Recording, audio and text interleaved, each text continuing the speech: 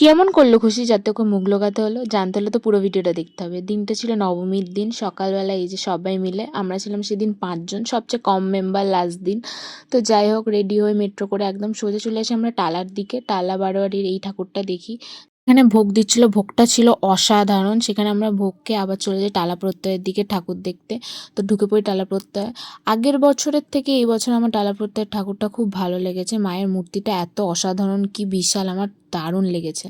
তো তারপর ওখান থেকে বেরিয়ে আমরা চলে যাই সোজা শোভাবাজার রাজবাড়ির দিকে। তো আমি ফার্স্ট টাইম শোভাবাজার রাজবাড়ি এলাম, আগে কখনো আসার সুযোগ হয়নি। আর এখানে ঢুকতেই বৃষ্টি শুরু হয়ে যায়, তো ভালো করে আমি ঠাকুরটা দেখতে পারি না।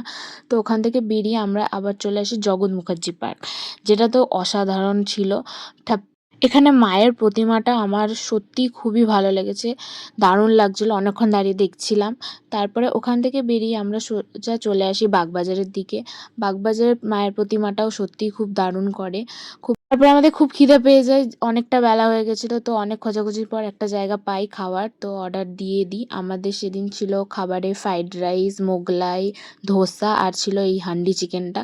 তো খাওয়া দাওয়া করে আবার বেরিয়ে পড়ি প্যান্ডেল দেখার জন্য। আর এইখানের এই বাগবাজারের রাস্তার লাইটিংটা সত্যিই খুব সুন্দর লাগে। আর এখানে আমি অনেক ফটো ভিডিও করি, আর যেটা দেখতে হলে তোমরা আমার ফেসবুক ইনস্টাগ্রামে চেক আউট করতে পারো।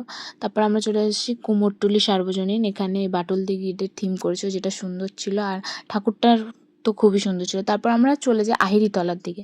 এখানেই যাওয়ার পথে আমরা এই প্যান্ডেলটা দেখতে পাই, যেটা উত্তম কুমারের স্মরণে করেছিল, যেটা খুব সুন্দর ছিল। আর এর ঠাকুরটা আরও ইউনিক ছিল, ঠাকুরটা ছিল পুরো পিতলের। ওখানে একটা এই আইসক্রিম বিক্রি হচ্ছিল, যেটা খেতে কিন্তু দারুণ ছিল।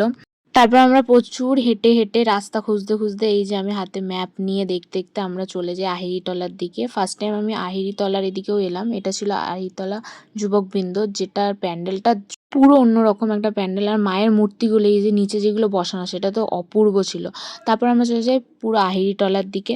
এখানে তো প্রচুর লাইন দিয়ে দিয়ে ঢুকি, অবশেষে ঠাকুর দেখতে পাই, যেটাও খুব ভালো লেগেছে। তারপরে আমাদের আবার খিদে পেয়ে যায়, আমাদের খাওয়ার শেষ নেই গাইজ, আমরা বেরোলে এরমই খেতে থাকি। আর এই যে খুশি নিয়েছিল স্টিম মোমো, রিয়াদি নিয়েছিল পকোড়া, আর আমরা নিয়েছিলাম এই প্যান ফ্রাইড মোমোটা, যেটা দারুণ ছিল। তারপরে চলে আসি বাড়ি।